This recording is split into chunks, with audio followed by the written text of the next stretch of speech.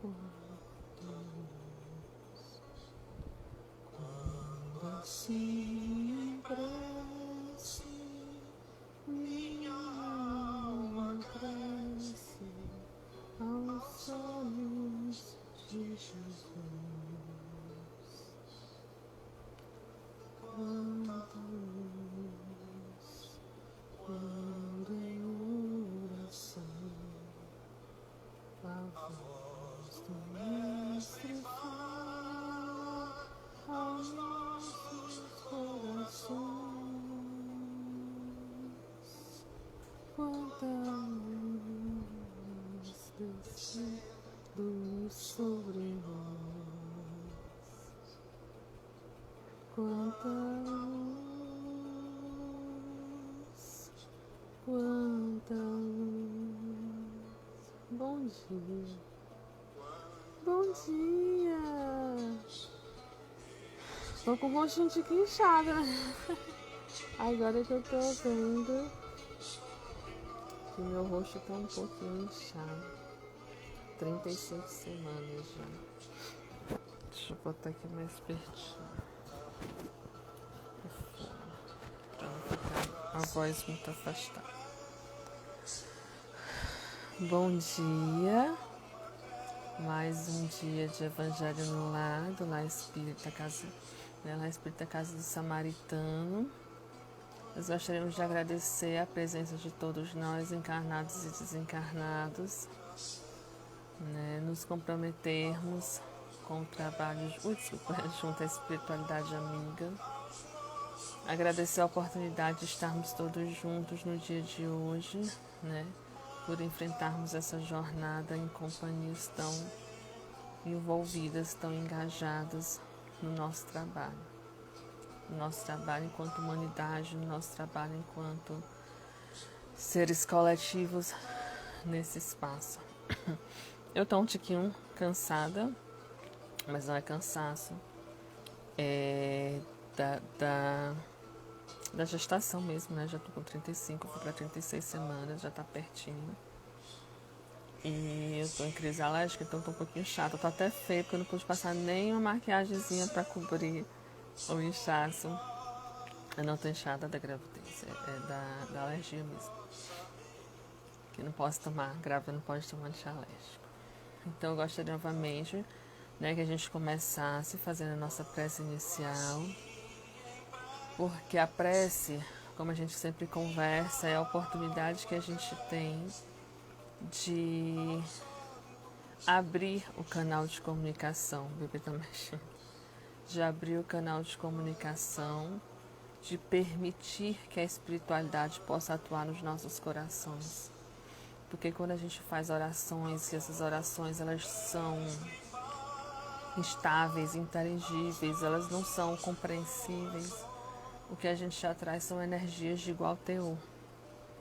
Para que a gente consiga abrir um caminho para a espiritualidade agir, nós precisamos estabelecer uma conexão de diálogo, de escuta.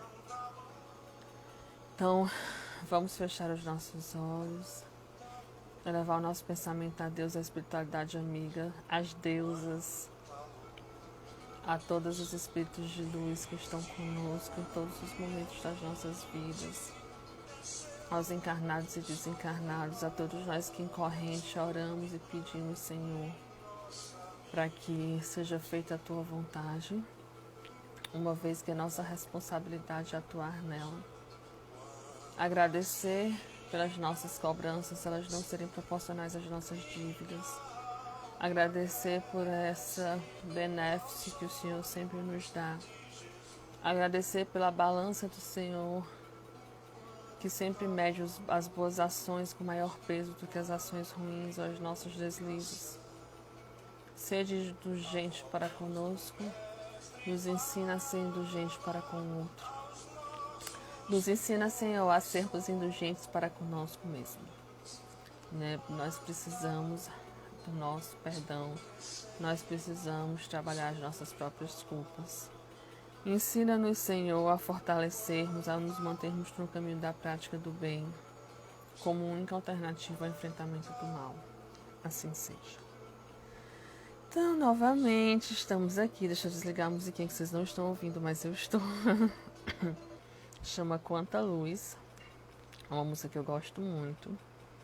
Que eu aprendi a primeira vez numa casa espírita chamada Fabiano de Cristo. Fica lá no Cristo Rei. Eu sou muito grata à equipe, né, daquela casa por ter me dado muito suporte na minha última gestação. Então, a Maria nasceu nesse contexto de suporte afetivo e emocional muito grande dos meus filhos de uma forma geral. Eu sou muito grata a todas as experiências pelas quais eu passei. E, mais uma vez, estamos aqui, né, para falar sobre temas muito interessantes, sobre temas muito fortes, né? E eu explico novamente para vocês que se por acaso há faltar de vez em quando, é porque eu estou numa crise alérgica de quase 36 semanas, mas é só mesmo por esse procedimento. Então, a gente vai começar a ler o Evangelho e depois a gente vai conversar um pouquinho sobre ele, tá bom? Então, vamos lá. Bem-aventurados os pobres de espírito. Instrução aos espíritos do orgulho e a humildade. Eu amo esse texto. Que a paz do Senhor seja convosco, meus queridos amigos. Aqui venho para encorajar-vos a seguir o bom caminho. Aos pobres espíritos que habitaram outrora a terra, conferiu Deus a missão de vos esclarecer. Bendito seja Ele pela graça que nos concede, a de podermos auxiliar o vosso aperfeiçoamento. Que o Espírito Santo me ilumine e ajude a tornar compreensível a minha palavra, outorgando-me o favor de pô-la ao alcance de todos. Vós encarnados que vos achais em provas e buscais a luz, que a vontade de Deus venha em meu auxílio para fazer brilhar os seus olhos. A humildade é a virtude muito esquecida entre vós. Bem pouco seguidos são os exemplos que dela se tem dado. Entretanto, sem humildade, podeis ser caridosos para com o vosso próximo? Não, pois que esse sentimento nivela os homens. Diz-lhes que todos são irmãos, que se devem auxiliar mutuamente e que induz ao bem. Sem a humildade, apenas vos adornais de virtudes que não possuís, como se trouxesseis um vestuário para ocultar as verdadeiras deformidades de vosso corpo. Lembrai-vos daquele que vos salvou. Lembrai-vos da sua humildade, que é tão grande que o fez colocando-se acima de todos os profetas, em termos de sofrimento, provas e expiações. O orgulho é o terrível adversário da humildade. Se Cristo prometia o reino dos céus aos seus pobres, é porque os grandes da terra imaginam que os títulos e as riquezas são recompensas deferidas aos seus méritos e se consideram de essência mais pura do que a do pobre. Julgam que os títulos e as riquezas lhes são devidos, pelo que quando Deus los tira, o acusam de injustiça. Oh, como são cegos! Pois então Deus vos distingue pelos corpos? O envoltório do pobre não é o mesmo do rico? Terá o Criador feito duas espécies de homens? Não. Tudo que Deus faz é grande e sábio. Não lhe atribuas nunca as ideias que os vossos cérebros orgulhosos engenderam. Rico, enquanto dormes sob dourados tetos ao abrigo do frio, ignora que jazem sobre a palha milhares de irmãos teus, que valem tanto quanto você. Não é teu igual o infeliz que passa fome? Ao ouvires isso, pensei, revolta-te o teu orgulho. Concordarás que dar-lhes uma esmola, mas apertar fraternalmente a mão, nunca. Pois que dirás, se teu sangue nobre, grande na terra, igual a este miserável coberto de andrajos? Utopia de pseudo-filósofos. Se fôssemos iguais, por que Deus teria me colocado tão alto e a ele tão baixo? É exato que as vossas vestes não se assemelham, mas despi-vos ambos, que diferença haverá? A nobreza que dirás no sangue, a química, porém, não há diferença nenhuma. Ninguém nunca descobriu uma diferença entre o sangue de um grão-senhor e de um plebeu, entre de um senhor e de um escravo. Quem te garante que também tu já não tenhas sido miserável e desgraçado como ele? Que também não hajas pedido esmola, que não pedirás um dia o mesmo, que não pedirá um dia ao mesmo a quem hoje tu desprezas. São eternas as tuas riquezas, não vão desaparecer quando se extinguir do teu corpo este invólucro perecível do teu espírito? Lança sobre ti um pouco da humildade, põe os olhos afinal à realidade das coisas desse mundo, sobre o que dar lugar ao engrandecimento e ao rebaixamento do outro. Lembra-te de que a morte não te poupará, não vai poupar nenhum homem, e os títulos não vão te preservar desse golpe. Ela pode te ferir amanhã, hoje, a qualquer hora. Se te enterras no teu orgulho, quanto lamento, pois bem digno de compaixão serás. Orgulhosos, que éreis antes de serem nobres e poderosos, talvez estivessem abaixo do último dos vossos criados. Curvai, portanto, as vossas frontes altaneiras, que Deus pode fazer se abaixarem, justo no momento em que estiverem mais elevadas. Porque na balança divina,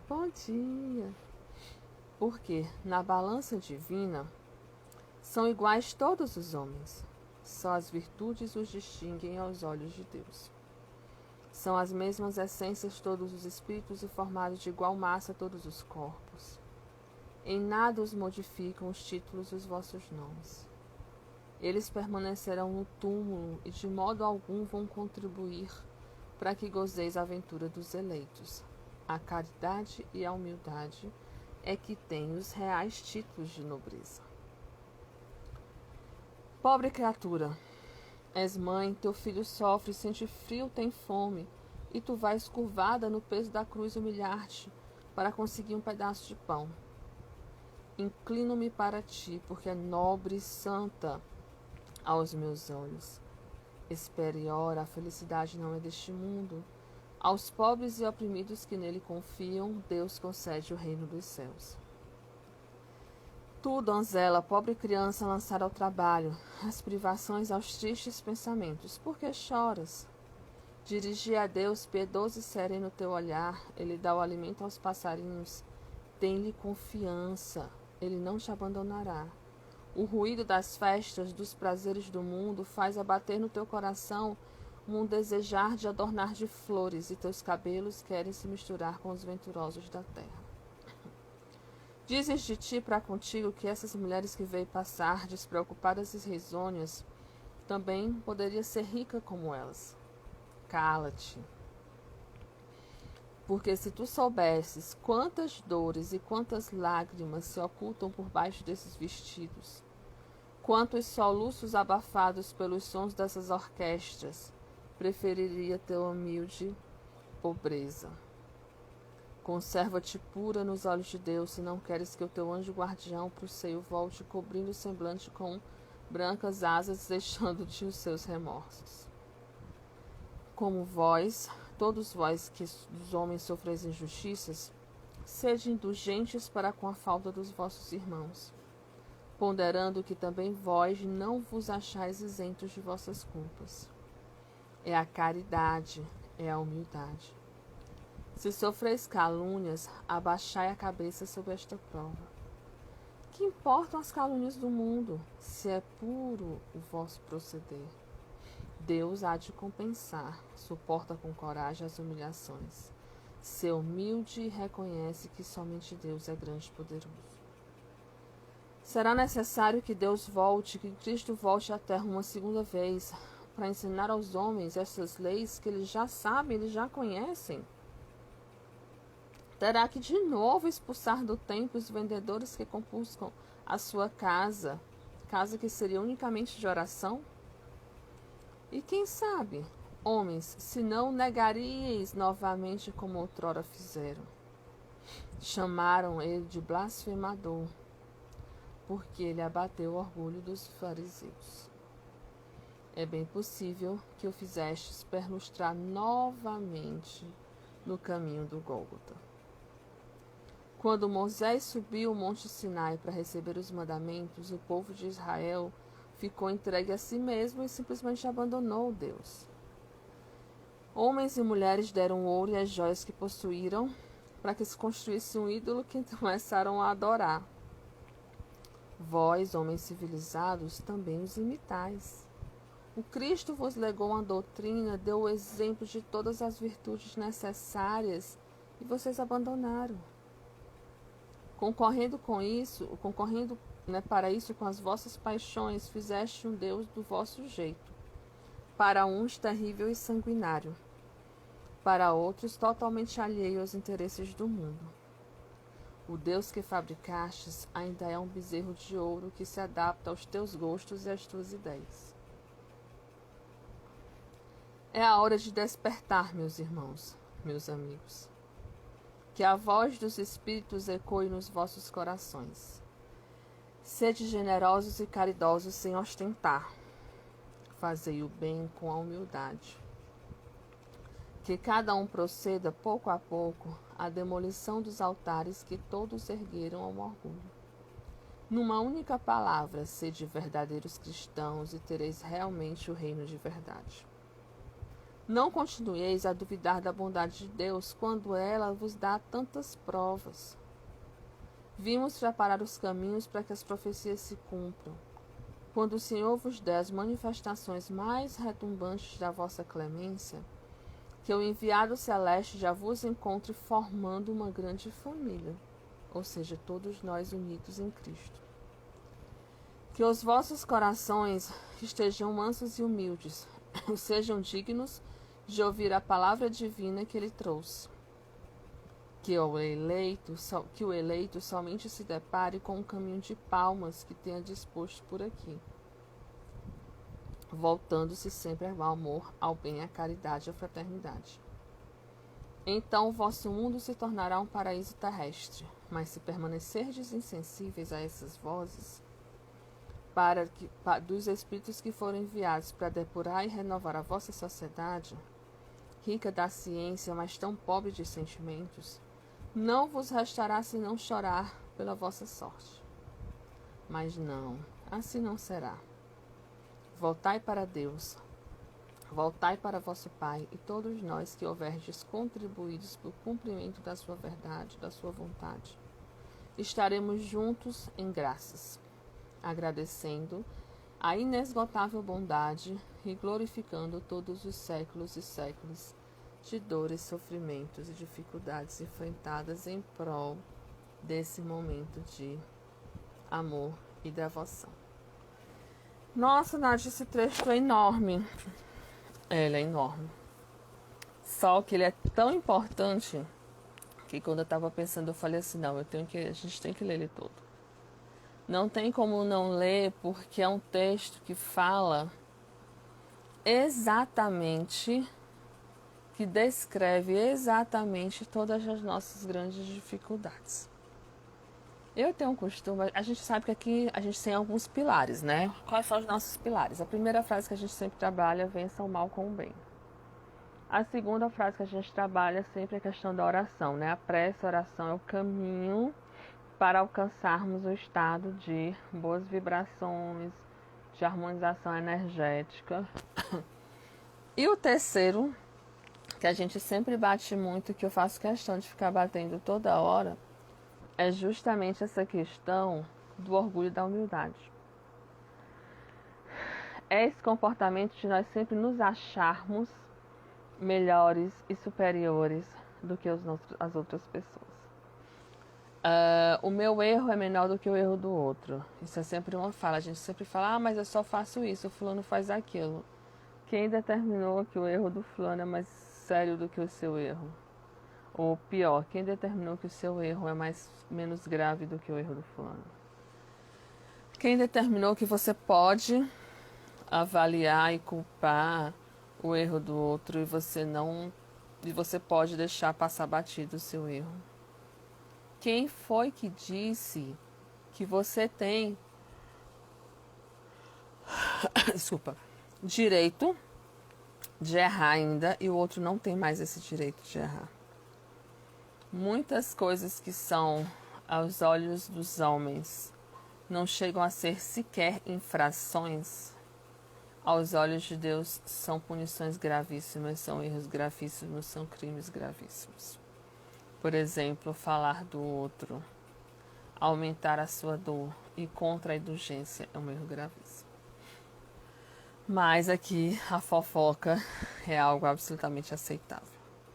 Então ele coloca no material, no texto, várias coisas relacionadas à questão do orgulho, no sentido de dizer que a humildade, ele é a salvação de todos os nossos problemas. E o orgulho seria justamente aquilo que nos coloca em condição de devedores, né? Aquelas pessoas que contraem dívidas frequentes. Tem uma historinha real, né?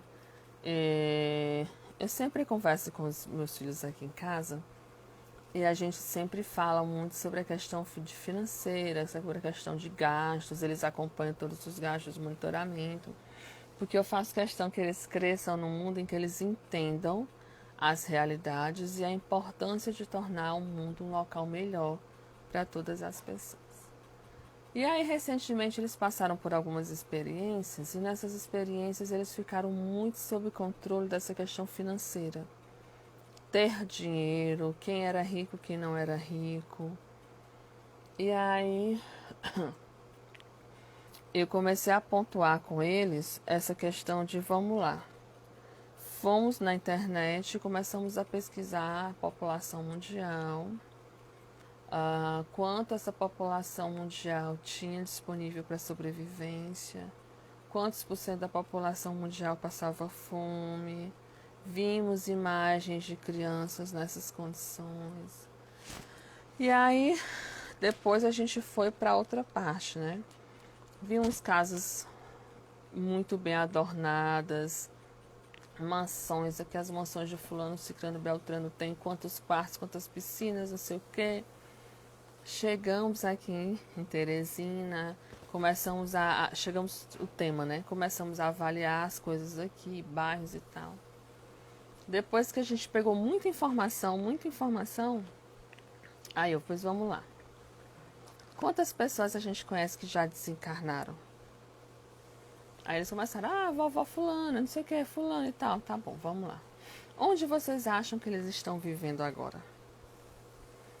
Eles estão vivendo no céu, estão vivendo no plano espiritual, porque como eles, né, são espíritas, evangelização espírita no plano espiritual, tá bom. De que são feitas as casas no plano espiritual?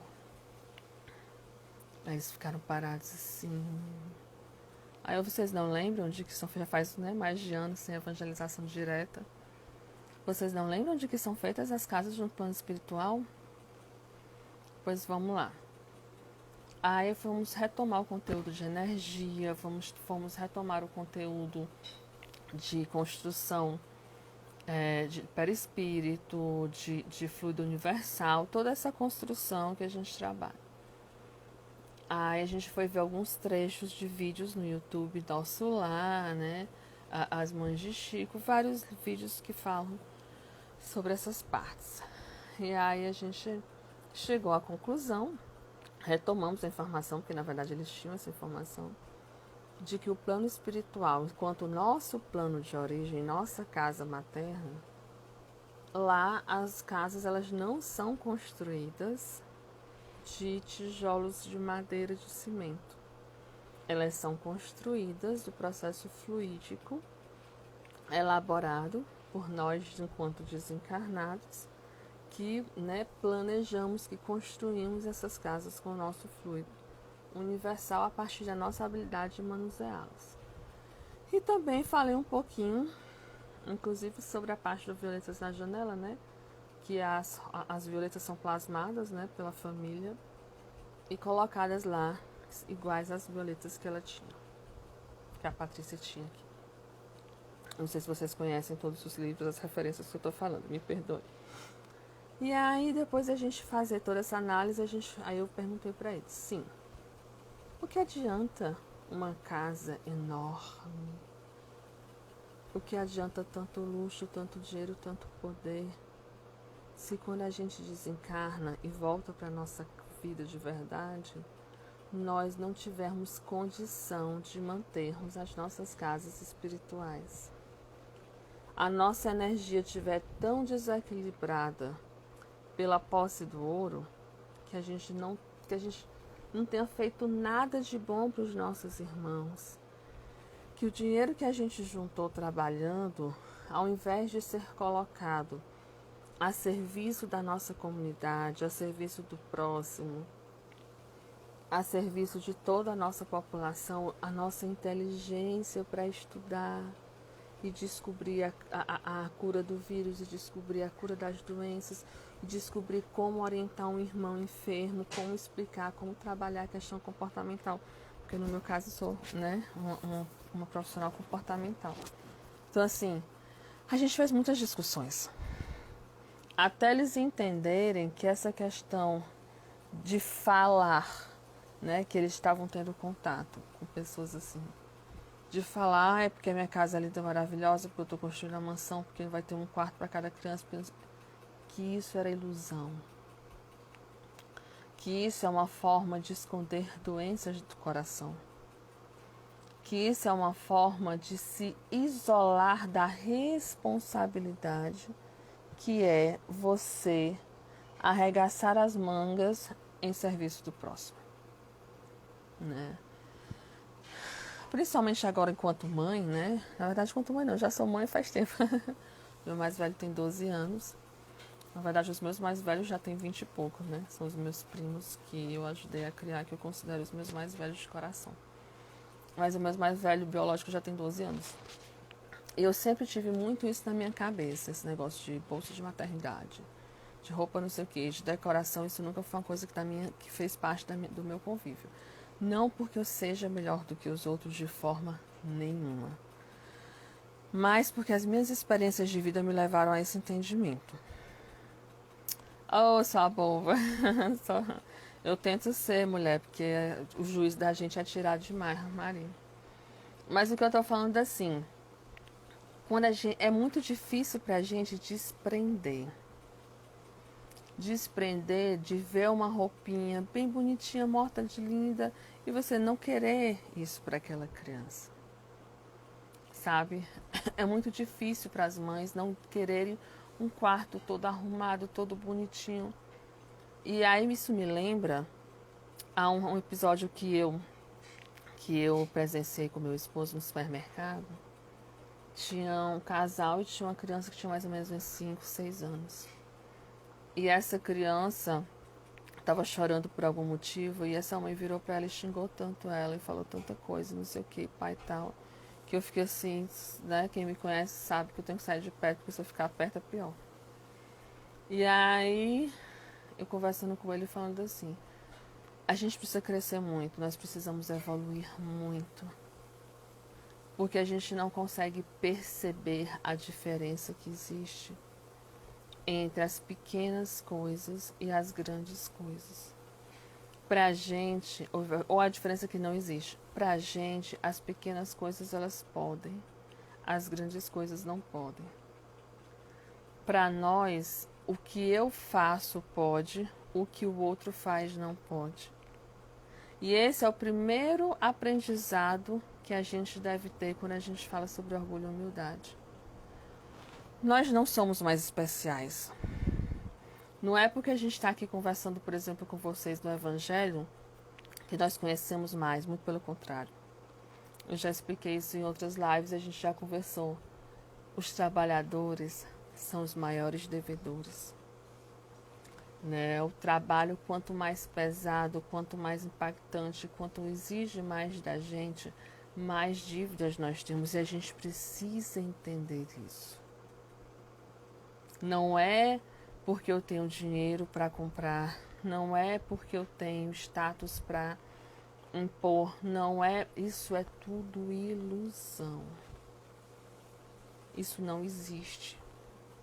O que existe é a responsabilidade, a nossa obrigação de estarmos evoluindo através do trabalho, de passarmos por essas experiências. Inclusive, os trechos do Evangelho, eles são claros quando eles dizem: a riqueza é uma das maiores provações que a gente tem. Porque quando a gente imagina de utilizar essa riqueza material para auxiliar as pessoas, parece que de repente quando você tem ela em mãos, você não consegue mais se desprender, porque você só fica sob controle daquilo que pode usufruir para si mesmo. O orgulho e a humildade não é... Desculpa, gestação.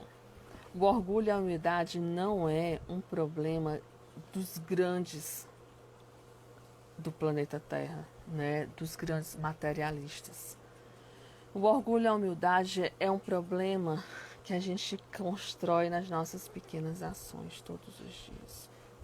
Nós nos achamos melhores, nós nos achamos mais importantes, nós nos achamos espiritualmente evoluídos, não porque eu vou para o Lex, porque eu vou para a casa espírita, porque eu trabalho, porque eu sou trabalhador espírita, porque vamos orar, vamos ficar mandando mensagem bonitinha no WhatsApp para todo mundo para dizer que é espiritualizada. Isso não significa nada. Só demonstra o orgulho que nós temos, né? A necessidade que nós precisamos ter de mostrar, de ostentar que somos saudáveis mentalmente, dar conselhos às outras pessoas sobre como elas deveriam agir e não utilizar esses conselhos para nós mesmos. Criticar a postura do outro nessa postura benevolente. Ah, eu só quero ajudar você, eu só quero... Não. A nossa responsabilidade é conosco, é com o nosso crescimento, é com as nossas ações. Então, o orgulho ele não nasce do fato de você ostentar um status social. O orgulho ele nasce do comportamento de não se perceber como devedor, como alma sofredora que pede prece. Isso foi inclusive uma coisa que eu reconheci aqui no Lex, numa live que eu estava dando no começo do ano, que tinha caído para mim isso, né? Pelas almas sofredoras que pedem prece. E eu lembro que na hora que eu estava lendo, eu não tenho um costume de preparar a live antes de apresentar, eu geralmente faço na hora.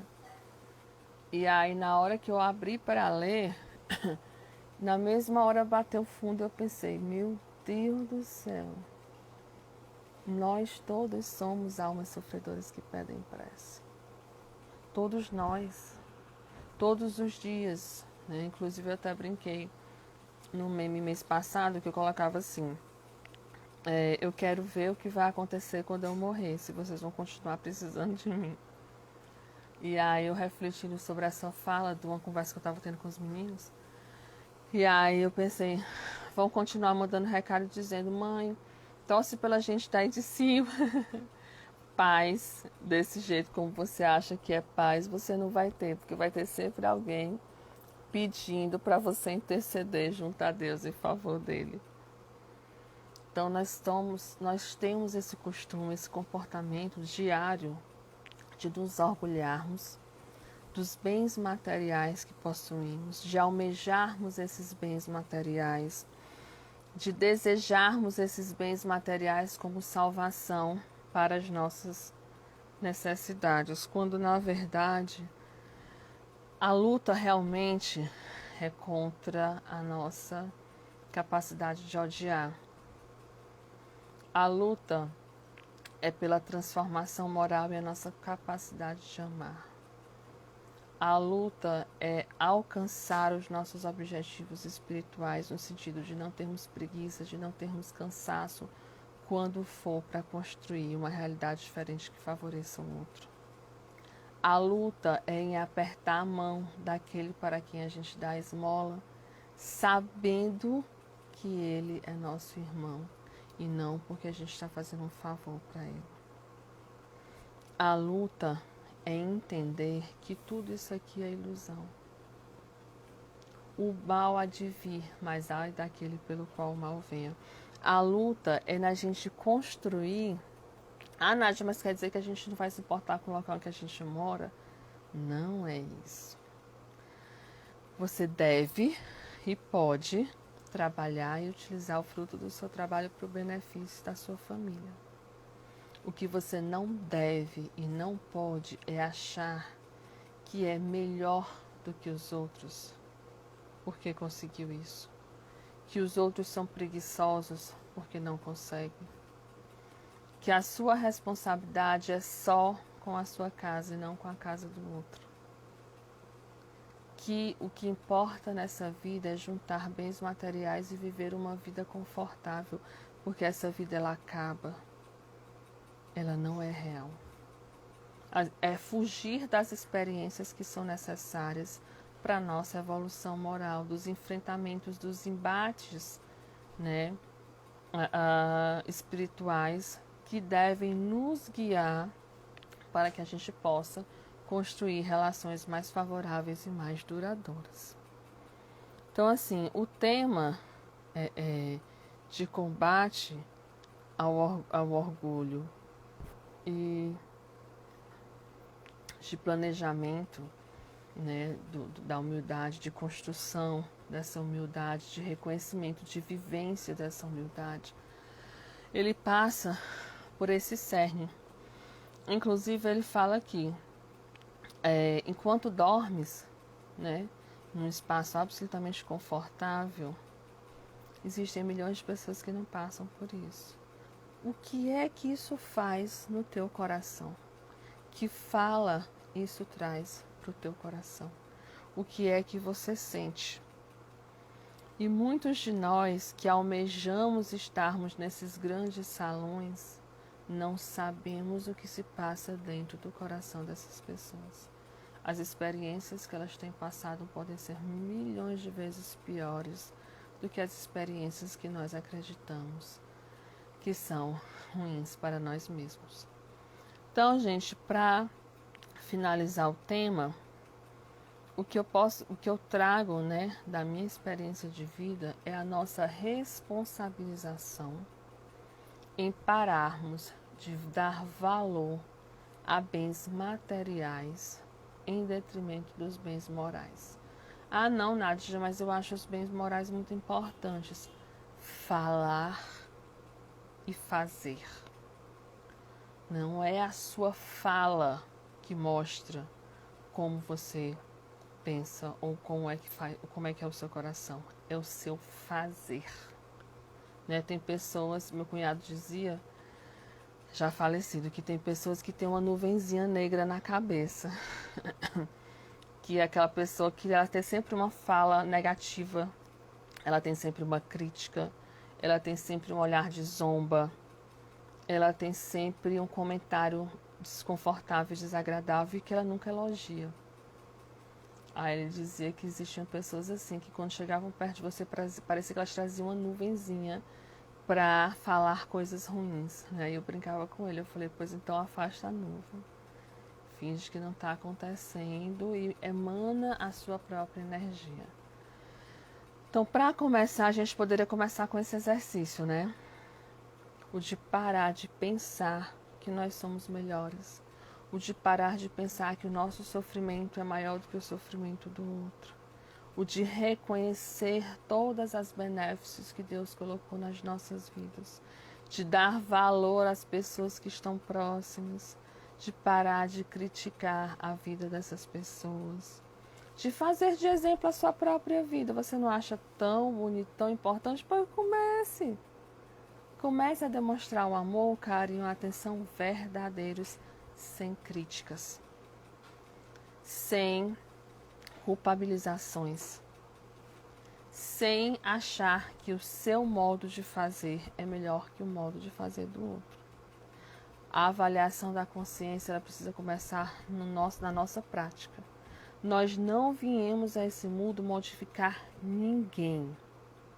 Nós viemos a esse mundo modificar a nós mesmos. Né? Como a experiência de passar fome transforma você. Eu passei fome e eu escolho a comida. Como a experiência de sofrer afetivamente na mão das pessoas transforma você. Eu já sofri muito na vida, afetivamente, na mão de algumas pessoas, e eu faço outras pessoas sofrerem. Eu já sofri muito com ingratidão e hoje eu sou ingrata. Como a experiência que você passa transforma você, né? Esse é o nosso pensamento, a nossa avaliação das nossas discussões de hoje. Então vamos lá, já chegou o nosso tempo, você sabe que eu falo muito, né? Se der bom deixar, eu fico aqui até amanhã. Mas vamos fechar os nossos olhos, agradecer a espiritualidade amiga, a oportunidade. Eu tenho muito a agradecer no dia de hoje. Eu precisava muito fazer esse evangelho, eu precisava muito trabalhar a espiritualidade para que eu pudesse recuperar muitas questões que estão conosco no meu coração e na participação de todos nós. Então, quem se sentir confortável, por favor, feche os olhos, coloque o pezinho no chão. Agradecer a Deus a oportunidade de estarmos todos juntos no dia de hoje. Agradecer a Deus a oportunidade de aprendermos e de crescermos e principalmente de trabalharmos. Porque quanto maiores somos em dívidas, maior nossa responsabilidade com o trabalho. Agradecer a Deus principalmente ao exercício da mediunidade saudável como principal responsabilização de todos nós na linha de emitir pensamentos e receber pensamentos. Agradecer a todo o amor e todo o carinho que temos ao nosso redor e nos colocarmos à disposição do crescimento coletivo.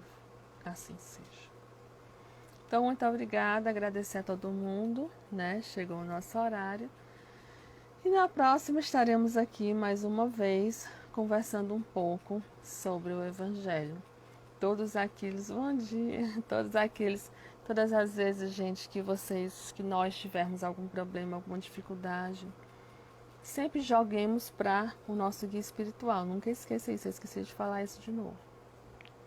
Temos alguma diferença, alguma dor, conta para o guia espiritual. Chama, ele fala, preciso te contar um babado. Preciso te contar como é que eu estou sentindo. Preciso te contar o que está passando no meu coração. Para que você entenda, para que você ouça. Porque eu sozinho não estou conseguindo resolver agora. Eu preciso de ajuda, eu que agradeço, vocês não têm noção. Sempre chamando a espiritualidade amiga. Me ouve agora, porque a vontade que eu tenho é de pular nessa janela, jogar alguém pela janela. Me ouve agora, meu guia espiritual, me ouve agora, porque eu preciso de alguém para acalmar o meu coração. Então, sempre recorrer aos nossos guias, porque quando a gente está em desespero e a gente lança o nosso pensamento, não para a pessoa que nos desesperou, mas para o guia espiritual que nos acompanha, ele vai conseguir nos orientar por esse caminho energético. Quando a gente lança o nosso pensamento, a nossa raiva, para a origem do nosso pensamento, da nossa raiva, a gente acaba estabelecendo uma conexão com as pessoas que nos fizeram raiva e aí vai virar uma bomba relógio. Tá certo? Então, bom dia, muito obrigado. Que a paz esteja com todos nós, assim seja.